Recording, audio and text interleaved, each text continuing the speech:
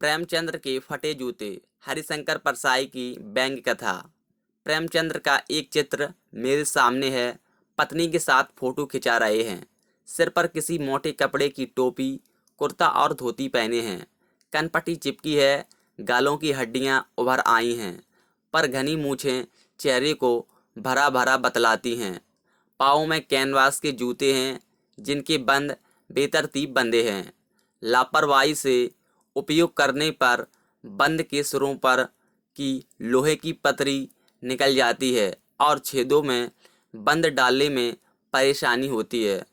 तब बंद कैसे भी कस लिए जाते हैं। दाहिने पाँव का जूता ठीक है, मगर बाएं जूते में बड़ा छेद हो गया है, जिससे अंगुली बाहर निकल आई है। मेरी दृष्टि इस जूते पर अटक गई है। सोचता हूँ, फोटो खिंचवाने की अगर यह पोशाक है तो पहनने की कैसी होगी। नहीं, इस आदमी की अलग अलग पोशाकें नहीं होगी। इसमें पोशाकें बदलने का गुण नहीं है। यह जैसा है वैसा ही फोटो में खिंच जाता है।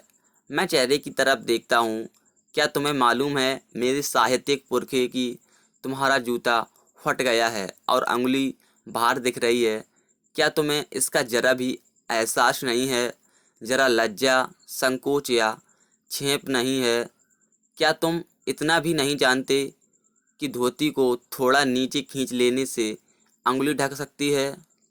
मगर फिर भी तुम्हारे चेहरे पर बड़ी बेपरवाही, बड़ा विश्वास है।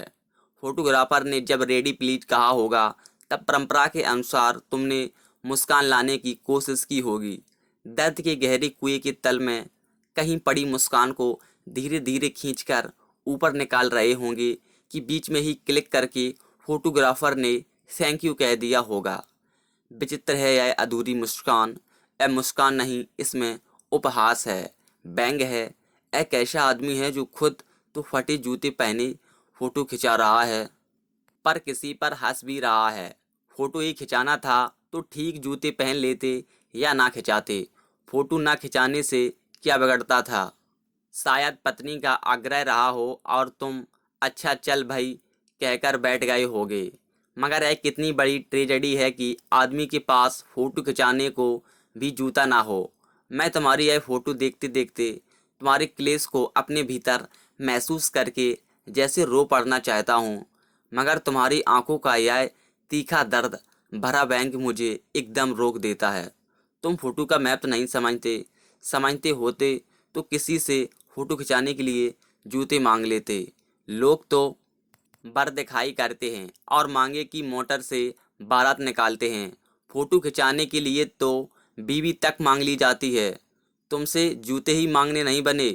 तुम फोटो का महत्व नहीं जानते। लोग तो इत्र चुपड़कर फोटो खिंचाते हैं जिसमें फोटो में खुशबू आ जाए। गंदे से गंदे आदमी की फोटो भी खुशबू देती है। टोपी 8 आने में मिल जाती है और जूते उस जमाने में 5 रुपए से कम में क्या मिलते होंगे। जूता हमेशा टोपी से कीमती रहा है। अब तो जूते की कीमत और बढ़ गई है और एक जूते पर 2500 टोपियाँ नौछेवार होती हैं।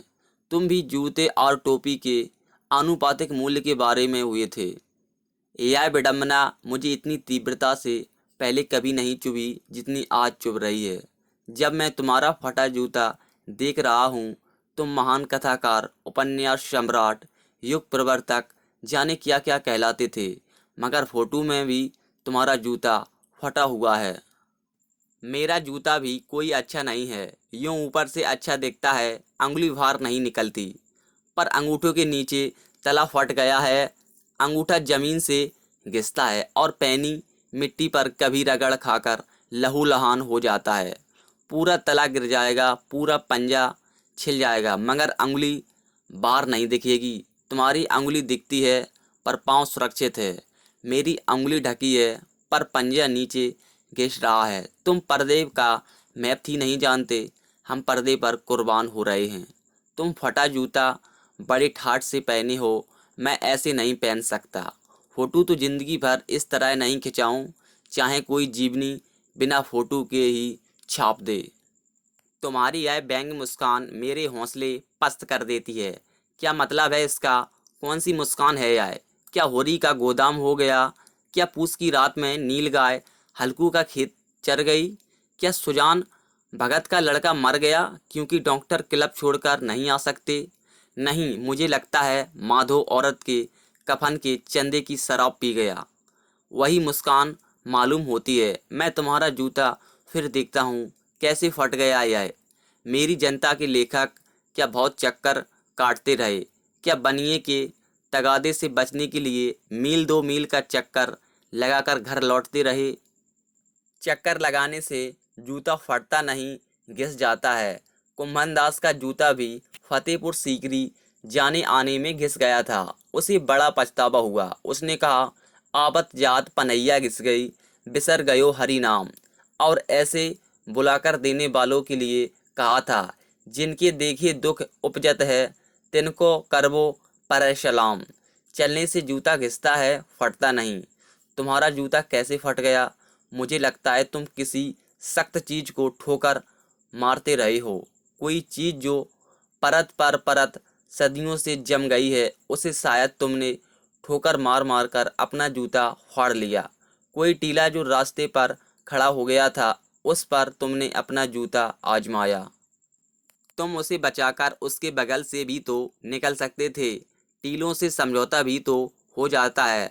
सभी नदियां पहाड़ थोड़े ही फोड़ती हैं। कोई रास्ता बदलकर घूमकर भी तो चली जाती हैं। तुम समझौता कर नहीं सके? क्या तुम्हारे भी वही कमजोरी थी जो होरी को ले डूबी? वही नेम धर्म वाली कमजोरी? नेम धर्म उसकी भी जंजीर थी। मगर तुम जिस तरह मुस्कुरा रहे हो, उससे लगता है कि शायद नेम धर्म तुम्हारा बंधन नहीं था, तुम्हारी मुक्ति थी। तुम्हारी यह पाँव की अंगुली मुझे संकेत करती सी लगती हैं, जिसे तुम घृणित समझते हो। उसकी तरफ हाथ की नहीं, पाँव की अंगुली से इशारा करते हो। तुम क्या उसकी तरफ इशारा कर रहे हो जिसे ठोकर मारते मारते तुमने जूता फाड़ लिया? मैं समझता हूँ, तुम्हारी अंगुली का इशारा भी समझता हूँ, और यह व्यंग मुस्कान भी समझता हूँ। तुम मुझ पर या हम सभी पर हंस रहे हो, उन पर जो अंगुली छिपाए और तलुआ घिसाए चल रहे हैं, उन पर जो टीलों को बरकरा कर बाजू से निकल रहे हैं। तुम कह रहे हो, मैंने तो ठोकर मार मार कर जूता फाड़ लिया, अंगुली बाहर निकल आई, पर पाँव बच रहा और मैं चलता रहा। मगर तुम अंगुली को ढांकने की चिंता में तलुओं का नाश कर रहे हो। तुम चलोगे कैसे? मैं समझता हूँ, मैं तुम्हारे फटे जूते की बात समझता हूँ, अंगुली का इशारा समझता हूँ, तुम्हारी व्यंग मुस्कान समझता हूँ।